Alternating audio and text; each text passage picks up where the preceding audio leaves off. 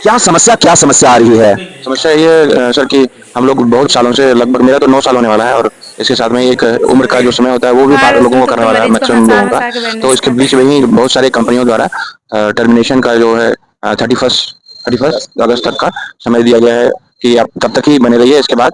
और आज जो है क्या हुआ है कि अलग अलग कंपनियों द्वारा परीक्षा केंद्र निर्धारित किया गया जेपीसी के द्वारा, और उसी के विरोध में हम लोग यहाँ बैठे हुए हैं कि हम लोग का जो कंटिन्यूटी है, मतलब हम लोग इतने साल से काम कर रहे हैं तो उसका कोई मतलब होता है। हम लोग स्किल्ड लोग हैं और 9-10 साल से हम लोग यहाँ काम कर रहे हैं, तो उसका एक वैल्यू होता है, और उस चीज़ का हम लोग दर्जा हम लोग को नहीं दिया गया है। और हम लोगों के समकक्ष ही और लोगों को यहाँ पर हम लोग की जगह पे ही डालने की कोशिश की जा रही है जेपीसी द्वारा। और इस चीज़ का हम लोग विरोध कर रहे हैं। हम लोग चाहते हैं कि जिस तरह से हम लोग यहाँ पे काम कर रहे हैं इसी तरह कम से कम हम लोगों को रखा जाए, और कंटिन्यूटी हम लोग के जॉब की सुरक्षा हो, और हम लोग दिन रात करके धरना पे बने हुए हैं। मेरा आपसे प्रश्न है कि ये जो नई वैकेंसी निकाली गई, क्या विज्ञापन को जारी की गई थी या नहीं जारी की गई, या अचानक एग्जाम ले लिया जा रहा है? अभी विज्ञापन तो पहले जारी किया गया था, लेकिन वो हम लोग के पास आया नहीं है। मतलब उस समय भी हम लोग बहुत बार गए, जेपीसी से बात की और से बात की, तो लोग यही बोले कि नहीं आप लोग एग्जिस्टिंग है, आप लोग का कोई समस्या नहीं है। लेकिन सिर्फ वादा खिलाफी है, सिर्फ आश्वासन हम लोग को मिला है, लेकिन ये कहीं से भी लेटर जारी नहीं है कि हम लोग का एग्जिस्टिंग जो है हम लोग रहेंगे। तो अगर ये हालात रहेगा तो हम लोग कैसे बच्चों को मेहमान हम लोग कैसे बनाएंगे जब हम लोग खुद ही सुरक्षित नहीं है। जेपीसी एक बार कम से कम लेटर निकाले कि हम लोग एग्जिस्टिंग हम लोग रहेंगे, तो हम लोग धरना तो तभी तोड़ सकते हैं, अन्यथा हम लोग अनिश्चित कार्य किया जब तक होगा तब तक हम लोग कोशिश करेंगे कि इसी तरह धरना पर बने रहे। 8-8 वर्षों का संघर्ष और इसके बाद अचानक टर्मिनेशन लीडर, एक परिवार में किस तरह का माहौल होगा? सोचिए कि रोजगार को लेकर जो दूसरे को ट्रेंड कर रहे, वेल क्वालिफाइड बना रहे, और जो सिस्टम से स्वयं लड़ रहे हैं। कुछ और भी लोग हैं, उनसे बात करता हूँ और जानने का कोशिश करता हूँ क्या समस्याएं आ रही है। क्या नाम हुआ सर आपका? निर्मल महतो। क्या ये आप कितने दिन से काम कर रहे हैं, और जो जेईपीसी है और जो कंपनी है उनसे क्या मांग करना चाह रहे हैं? मैं 7 साल से कार्यरत हूँ और मैं अपना एक्सपीरियंस बताना चाहता हूँ कि जब जब कंपनियों का बदलाव होता है तब तब एक मन में डर होता है कि आज मैं जॉब में हूँ, कल हूँ या नहीं, ये पता नहीं। और उसमें लगभग 1 महीने तक दिमाग में होता है कि अब आगे क्या। और उस दरमियान हम स्कूल में अच्छे से बच्चों को पढ़ा नहीं पाते हैं और बहुत सारी मानसिक समस्या हमारे साथ होती हैं। फिलहाल अभी का जो सिचुएशन है कि जैसा अभी सर ने बताया कि जेपीसी का जो नॉर्म्स है, उन्होंने जब उनसे हम बात करने के लिए गए तो वहां पर बताया गया कि आपके साथ में एक नए बेटी को रखा जाएगा उसी स्कूल में और दोनों को एक साथ में असिस्ट किया जाएगा, जो बेस्ट होंगे उनको उस जॉब पे रखा जाएगा। तो ये कहाँ तक सही है? मतलब प्रतिस्पर्धा शिक्षकों के बीच भी कराई जा रही है, जो एक प्रतिस्पर्धा के माध्यम से शिक्षक से बोला जा रहा है, लेकिन क्या लिखित आश्वासन आप लोगों को मिला है? लिखित आश्वासन नहीं मिला है।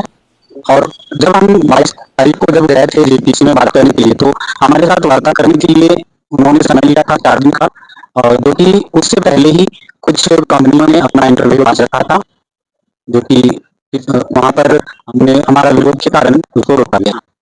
और भी कुछ लोग होंगे यहाँ पे देख रहे होंगे कि कंटिन्यूटी की मांग को लेकर, और साथ ही साथ अचानक टर्मिनेशन लेटर भी मेल के माध्यम से। ऐसे में ये जो लंबे अरसे से ये शिक्षक जो कार्य कर रहे हैं, उनके उनके सामने खुद एक चुनौती है।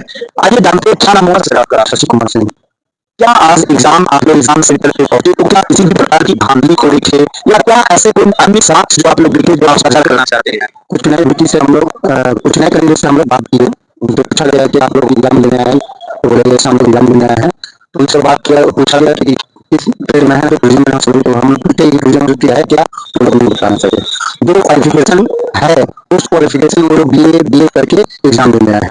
तो डिप्लोमा टूरिज्म मैनेजमेंट के लिए 2 साल का डिप्लोमा या मास्टर डिग्री होना जरूरी है, तो इसमें से किसी के पास ये डिग्री नहीं था। और वहां पर बात भी वो लोग सरकारी नहीं, 60,000 रुपया पहले हमने दे चुके हैं और क्वेश्चन हम लोग को पहले मिल चुका है। हम लोग बोले तो व्हाट्सएप क्वेश्चन दिखाओ, तो लोग नहीं दिखाया और वहां से भाग गए। देखेंगे कि भ्रष्टाचार का भी बहुत बड़ा आरोप लग रहा है। अभी इसमें कितनी सच्चाई है ये मैं आकलन और कार्टून करने के बाद आपको दिखाऊंगा, लेकिन मुख्य मांगे क्या है? एक तो मैंने पूर्व में भी एक कवर किया, तो ठेकेदारी प्रथा से मुक्त करना, और इन्हें अभी आपने सुना कि बार बार भय बना रहता है मैंने, तो मुख्य 3 मांगे क्या है जिसे लेकर आप लोग अनिश्चितकालीन बनाते हैं? सबसे पहले तो हम लोग का संयोजन होना चाहिए विभाग में, और हम लोग की जो जॉब इंस्टीट्यूट होना चाहिए 7 साल के लिए, 7 साल की होना चाहिए। और हम लोग एक ही स्टेज पर एक ही पेपर, हम लोग को अभी 8 साल जो हो गया अभी तक एक भी इंक्लूडिंग नहीं हुआ है। तो ये इंक्लूडिंग महंगाई को देखते हुए हम लोग को साल भरना चाहिए, जो अभी तक नहीं हो पाया है।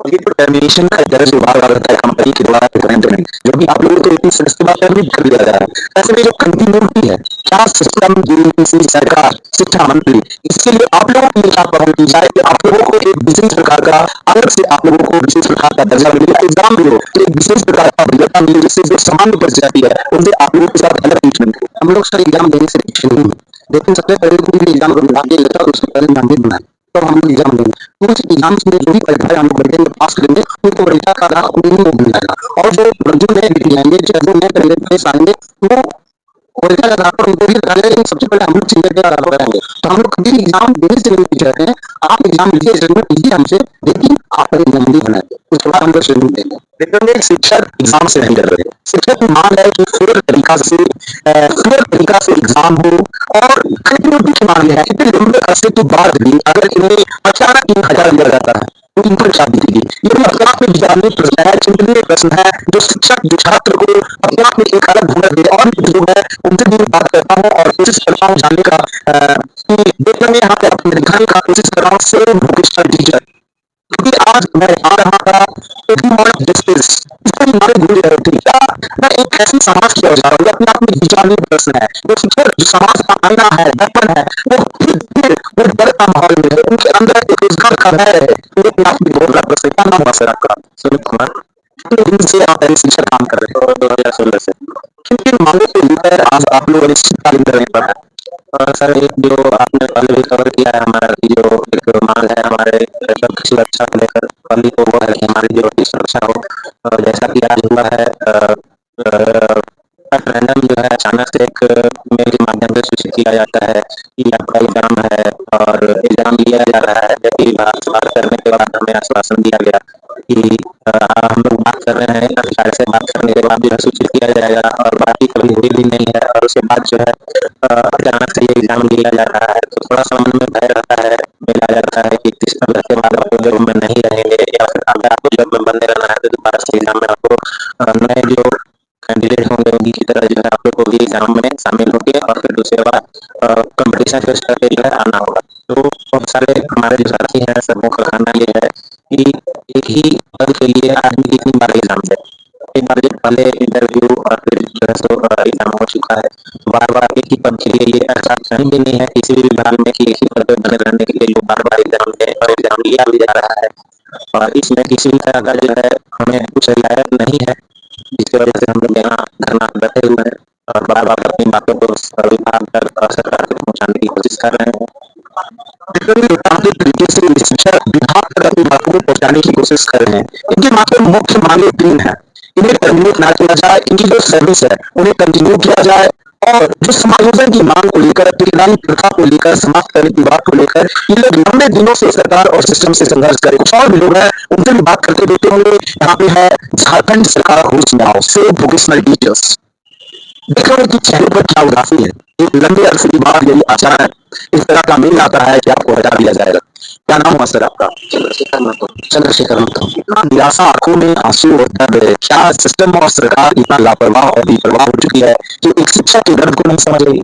हाँ सर, आप हम लोग का यहाँ बार बार आ ही रहे हैं, देख रहे हैं हम लोग की स्थिति क्या है और हम लोग कितने दिन से यहाँ बैठे हुए हैं, तो इस देखते देखते सरकार को संज्ञान लेना चाहिए कि और हमारा जो प्रॉब्लम है उसको सोल्व करना चाहिए और जब तक ये सोल्व नहीं होता है हम लोग यहीं बैठे रहेंगे धरने पे। हम लोग ठान लिए हैं यहाँ से हम लोग उठने वाले नहीं है सर।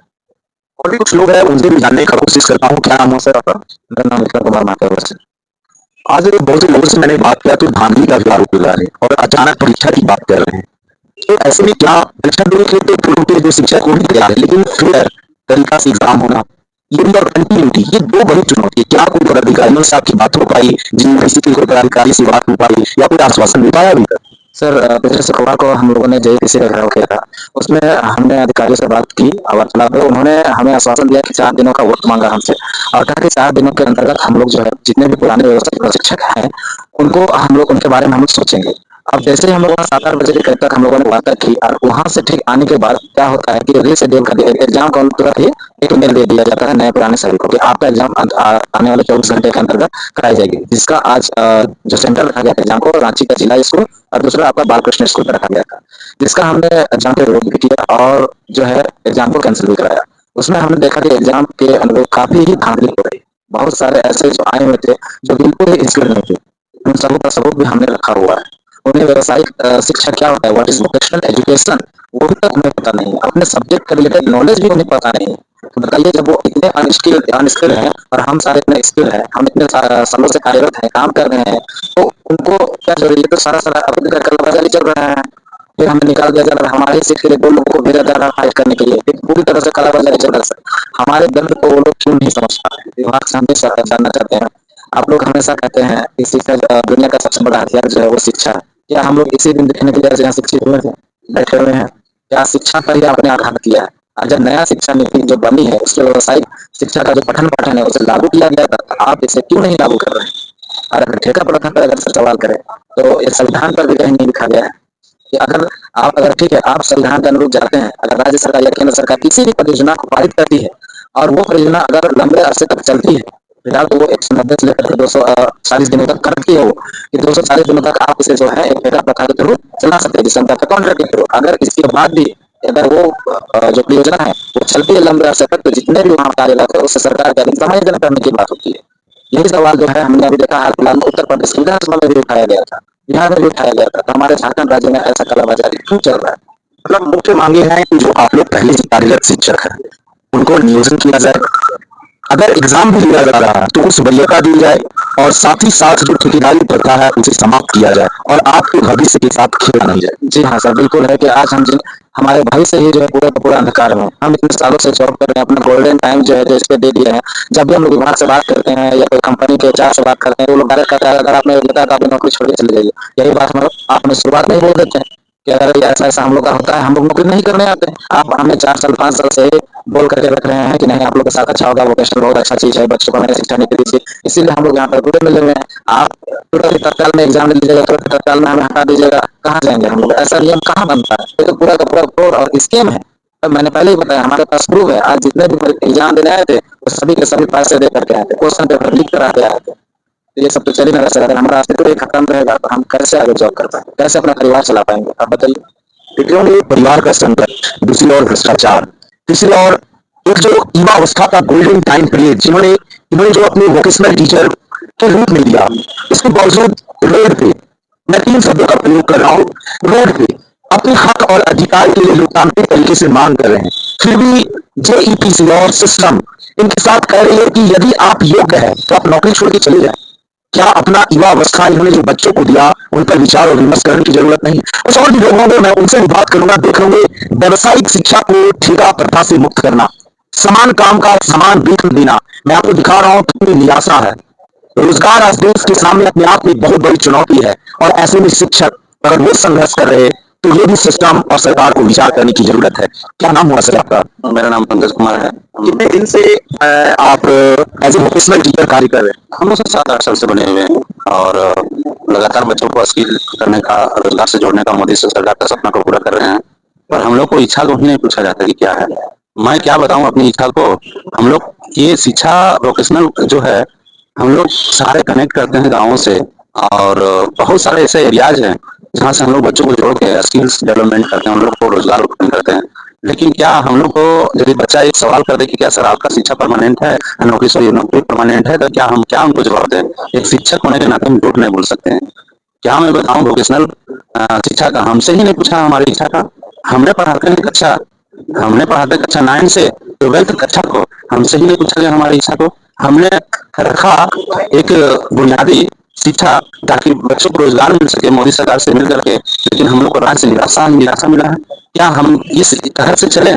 हम ये राज्य के मंत्रियों को बता देना चाहते हैं आपके माध्यम से कि सर हम लोग को परिस्थितियों को देखा जाए और तुरंत संज्ञान लिया जाए। हम लोग बहुत डिप्रेशन में हैं सर, कि यदि कोई भी अगर शिक्षा मंत्री जितना भी कोई है, हम लोग को जरूर हम लोग को देखें, और कम से कम जो ये ठेका प्रथा है कम से दूर करें, और कम से कम शिक्षक का जो है सर हम लोग का ठेका भी जो लिया गया है उसको कम से कम बंद कर दिया जाए सर। हम लोग बहुत निराशा है सर, क्या करें सर बताइए।